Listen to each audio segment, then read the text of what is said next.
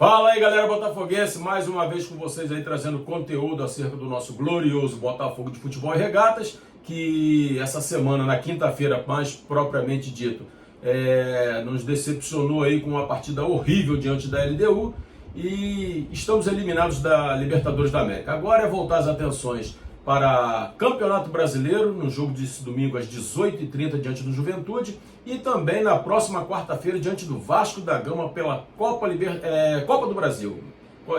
Libertadores já foi, agora é Copa do Brasil. Vamos estar falando sobre isso, antes pedindo a vocês aí que deixem aquele seu like maravilhoso. Se você for novo por aqui e quiser dar essa moral pra gente, se inscreva no nosso canal, aqui você é muito bem-vindo, valeu? Vamos estar falando sobre isso logo depois da nossa vinheta.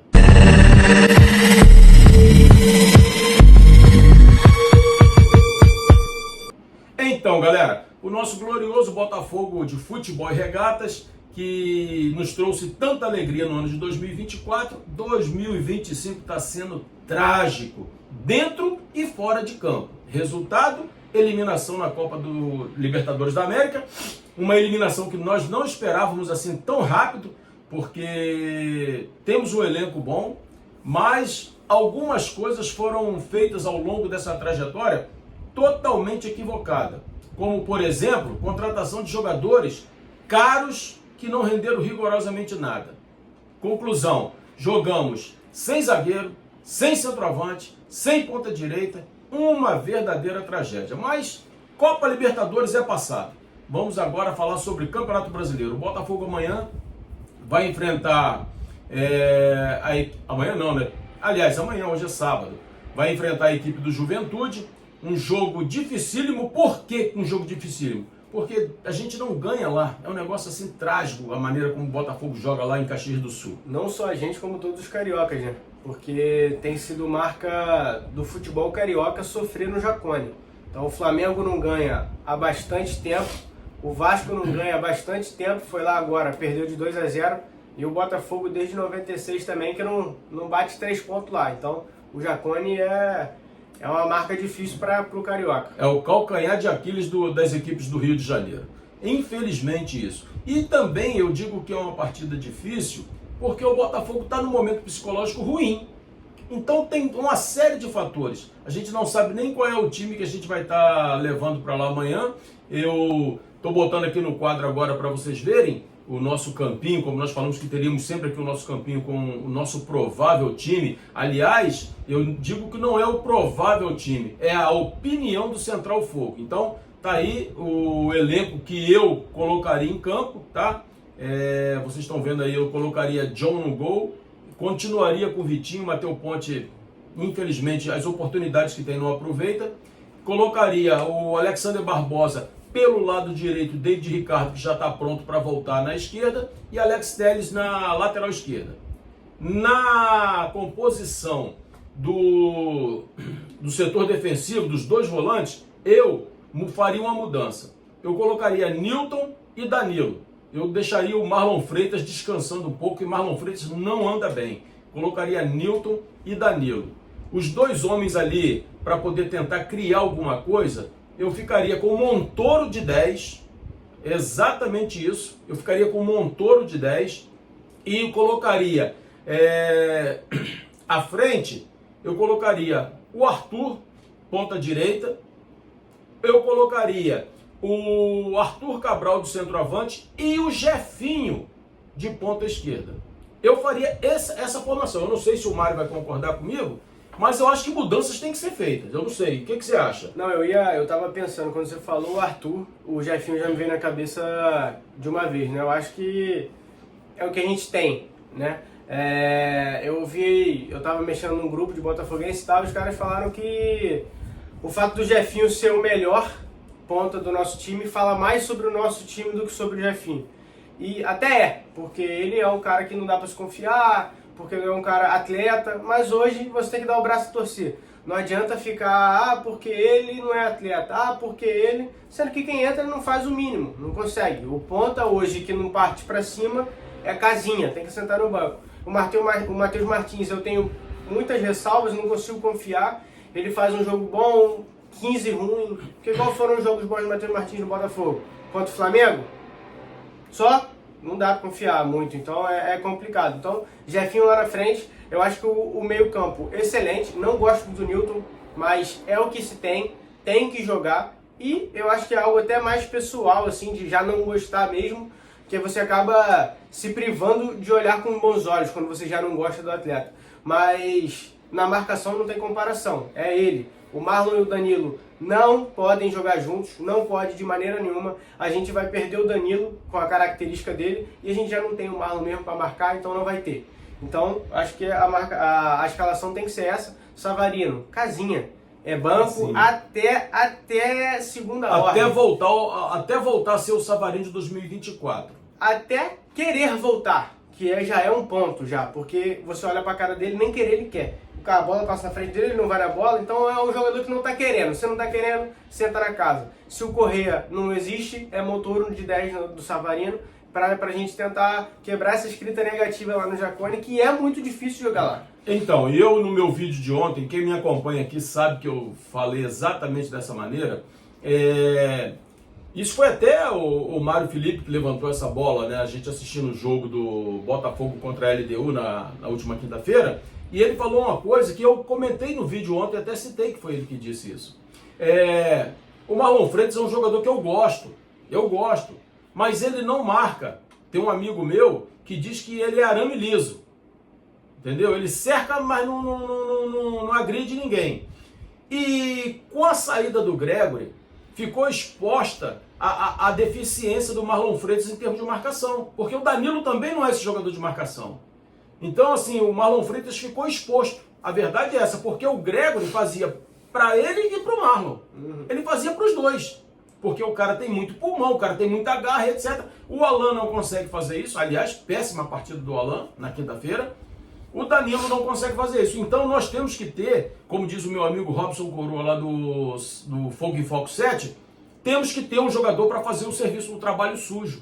Que é aquele trabalho de marcação, de pegação, de dar uma chegada mais forte quando é preciso. E esse jogador hoje é o Newton. É incrível a gente estar falando aqui do Newton hoje, porque o Newton já foi muito criticado por esse canal. Muito criticado. Mas ele é o cara que dá conta do recado. Não que tenha feito uma partida excelente lá na altitude, mas eu não vou cobrar do cara lá, porque ninguém foi bem.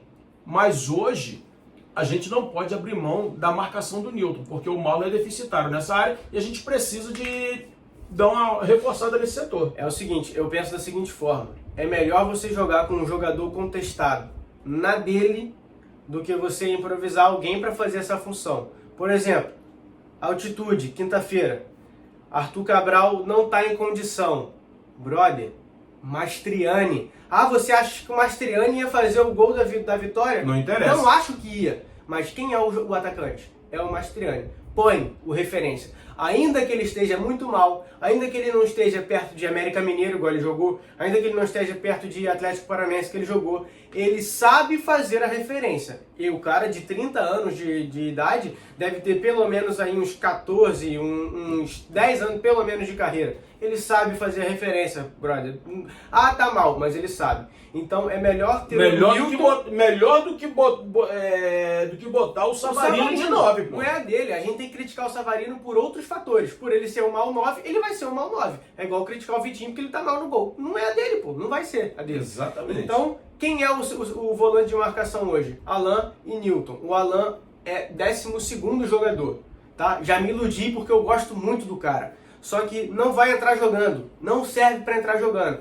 O jogo tá acabando. Não sustenta. Tem que segurar. Alan, segura. Já provou isso em vários jogos. Entrar jogando, já provou também que não consegue. Então o nosso volante 5, o camisa 5 hoje, para fazer a contenção é Newton. E o Marlon é casa, porque o Danilo tem mais qualidade, é mais novo, tem mais gás e mais vontade do que o Marlon Freitas para jogar. Danilo de 8. E é assim que tem que jogar. Outra coisa que eu sempre falei aqui nos meus vídeos aqui, quem me acompanha aqui sabe que o que eu vou falar agora não é mentira.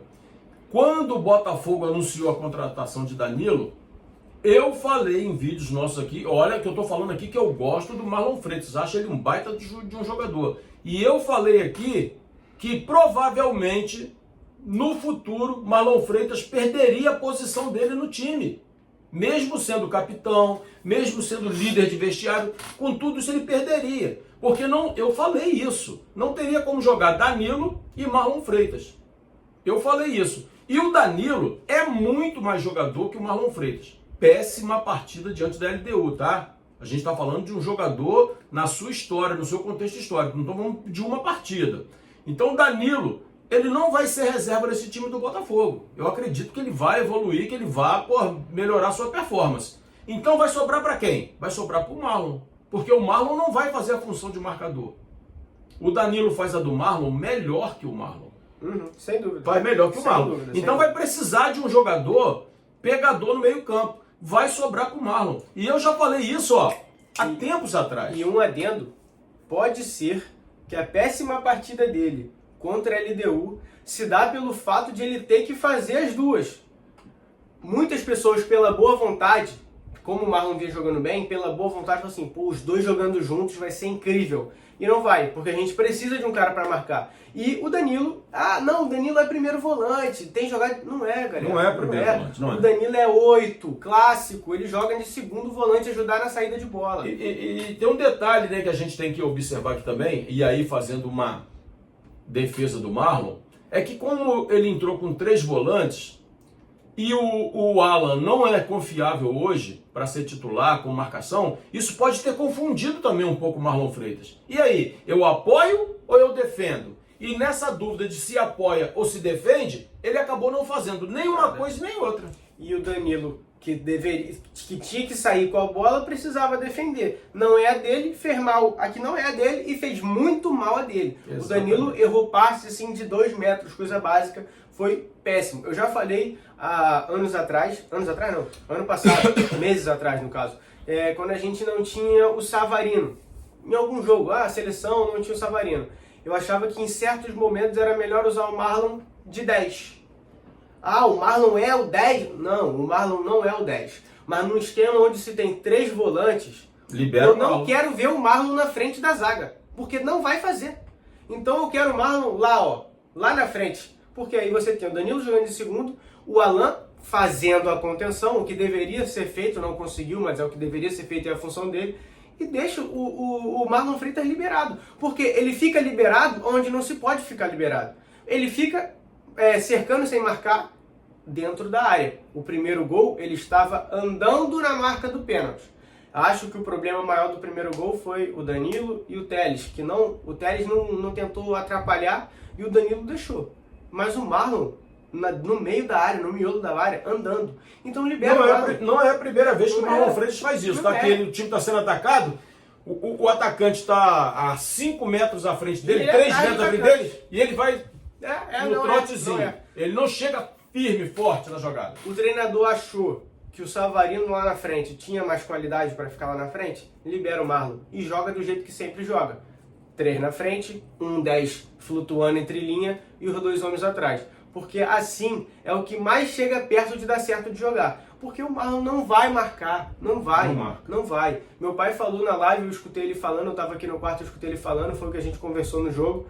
O Gregory tinha 12 pulmões, 7 pulmões, 10 pulmões. O cara corria o campo todo, fazia dele, a do Marlon e de um jogador que nem existia ali na frente, se tivesse que marcar ele fazia do cara também. Então, precisou usar o Marlon de alguma forma e tá jogando com 2 volantes já, libera o Marlon, bota o Marlon lá pra frente, Marlon, vai lá pra frente, porque ele não vai marcar. Então, a do Newton e o com o Danilo, eu assino embaixo, pra mim a escalação é essa, perfeita. Beleza, galera? Vamos ficando por aqui, o vídeo tá ficando um pouco longo. Amanhã, 18h30, Juventude Botafogo. Após o jogo, teremos a nossa live, em parceria com o Fogo em Foco 7, do meu amigo Robson Coroa. A live vai ser aqui pelo Central Fogo. Você está convidado a participar com a gente. Valeu, forte abraço, tamo junto e até a próxima. Valeu, rapaziada.